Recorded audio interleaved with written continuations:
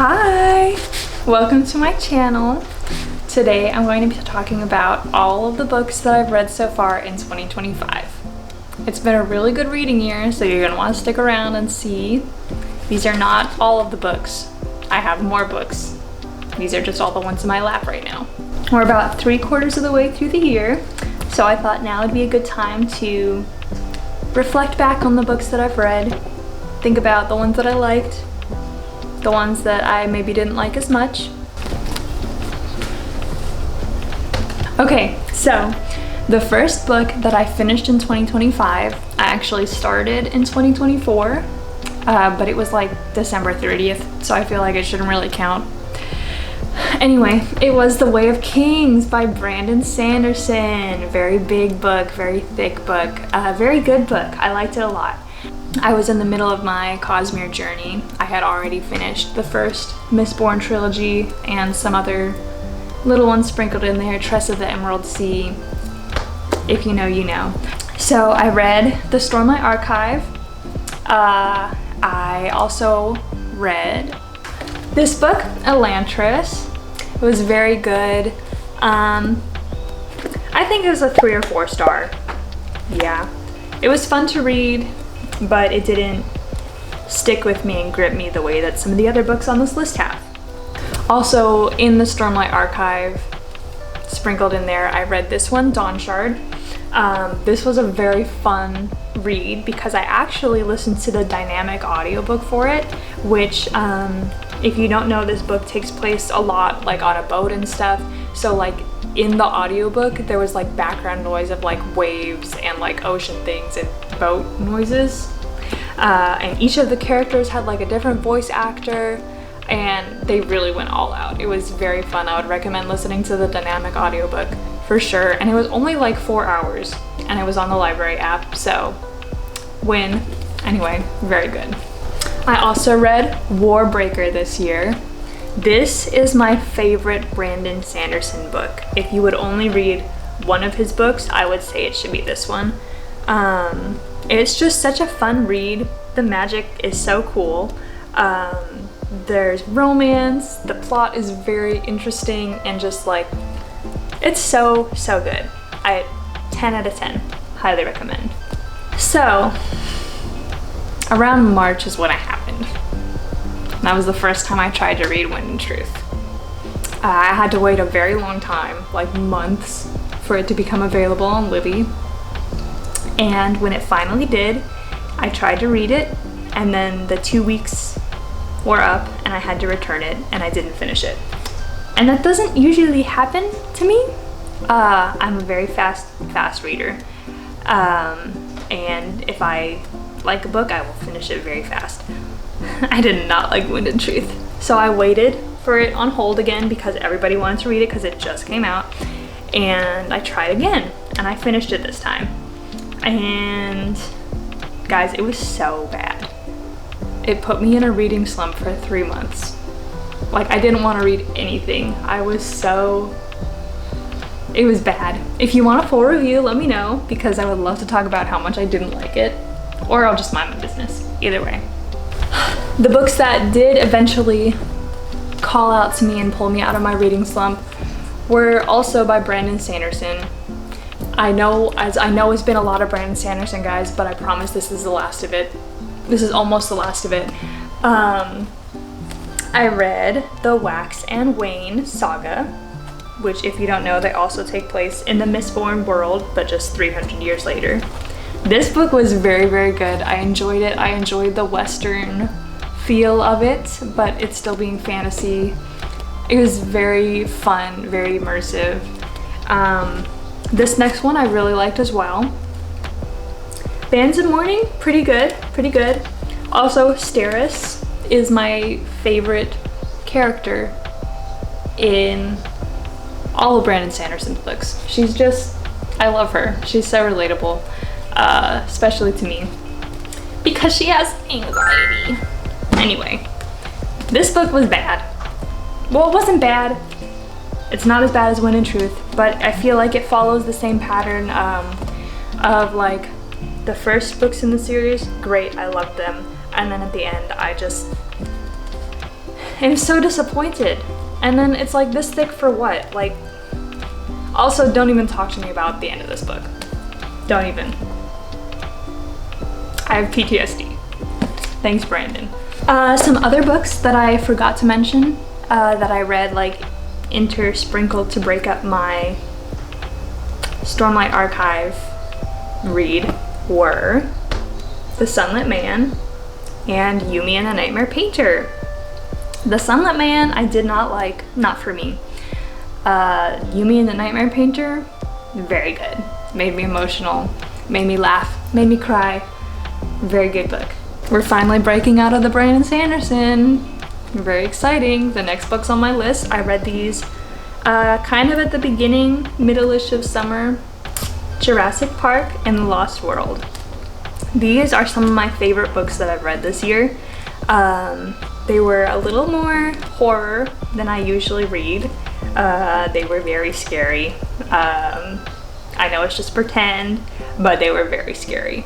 Especially, there were some scenes in this one that I think about on a weekly basis, and oh my gosh. If you know, you know. Very intense. I loved these books. I read them in preparation for the new Jurassic World movie that just came out, which was high-key a flop. Do people say that anymore? I don't think so. It was bad, but these did not disappoint. The movie, if you're disappointed, read these books. They will not disappoint you. They also gave me a superiority complex because nobody reads the books, they just watch the original movies. So I feel like I'm better than everybody else because I read the books. And honestly, read them and they will make your life better because they're so good. And I cannot say enough good things about these books. I can't decide which one I liked better because they were both so good. I will definitely be rereading these in the future just because, yeah, they're that good. And I'm not even like a dinosaur person. My husband is. If you know, you know. The next book that I read was Educated by Tara Westover. This is a memoir. And honestly, it reads like fiction because of how insane and crazy her life is. I love reading books about people who live different lives than me because it just, I feel like, makes me more compassionate, helps me understand what other people go through. And her life is crazy. Like, literally, she would describe the most traumatic, like, thing that happened, like a car crash or like something, like very injury. And then she'd be like, yeah, and then we didn't go to the hospital because of my parents. And anyway, just read it. You won't regret it. It's very short. It's a very fun read. Not fun, but like very, like my jaw was dropped the whole time. It was insane. The next book that I read, Emberdark, Isles of the Emberdark by Brandon Sanderson, because he surprise dropped it a little early. It came in early. I got the digital version for like 10 bucks.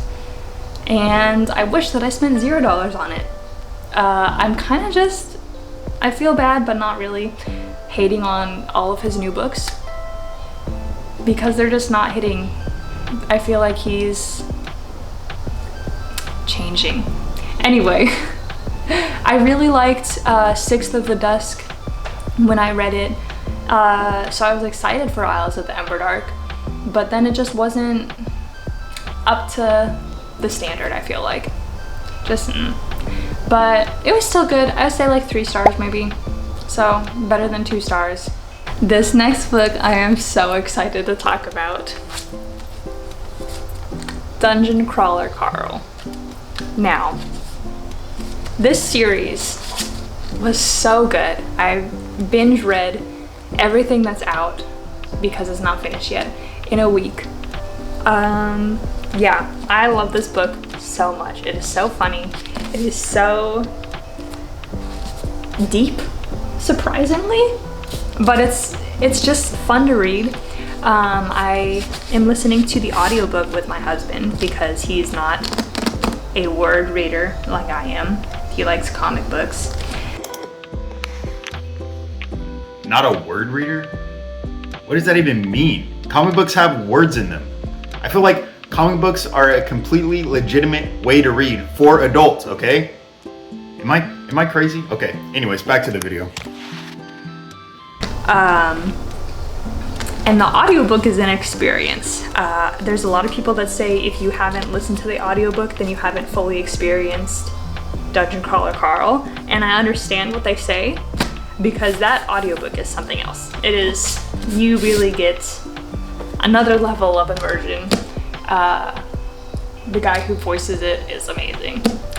But I personally prefer reading the actual words, because I'm just a really fast reader and I like to just get through it. But well, not like get through it, but like I have to know what's happening. And sometimes hearing other people read isn't fast enough for me. My brain's too smart. But yeah, I cannot wait for the next book in this series to come out. I think it comes out of February 2026, and I will definitely be reading through it, because I have to know what happens next. They're so good. Anyway, enough about Carl. All right, we've made it to the most recent book that I've read in 2025, and that is Annihilation. This book was weird. I think I liked it, but mostly it was just weird. It was very short, so I read through it in like a day. There were a few moments in this book that were like really crazy twists, and I did like that. But it was mostly just weird. I don't know if I'll be reading the next few books in this series. I think there's 2 or 3 more. Maybe it would help, but I think I either just like wasn't smart enough to understand or comprehend, or it just wasn't for me, or it was just supposed to be weird. I picked it up because the cover was pretty and I thought that it sounded interesting. The blurb on the back was really interesting. It was good. I like the style of the writing. I like how it was written, kind of like her journal a little bit, like kind of. But yeah, this was pretty good. I think I might read the next books, but I have to be in the right mood for it, because again, weird. All right, that's all the books that I've read so far this year. Let me know if you've read any of them. Let me know if you want a full-length review on Wind and Truth. Let me know if you have any recommendations for me of what I should read the rest of this year. I feel like maybe you kind of can understand my taste in books from the video, maybe. Yeah, let me know in the comments below what you thought of any of these books if you've read them.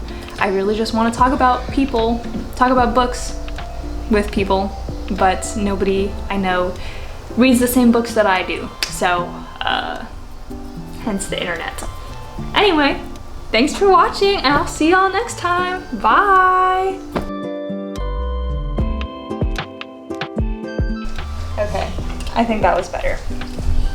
Thank you.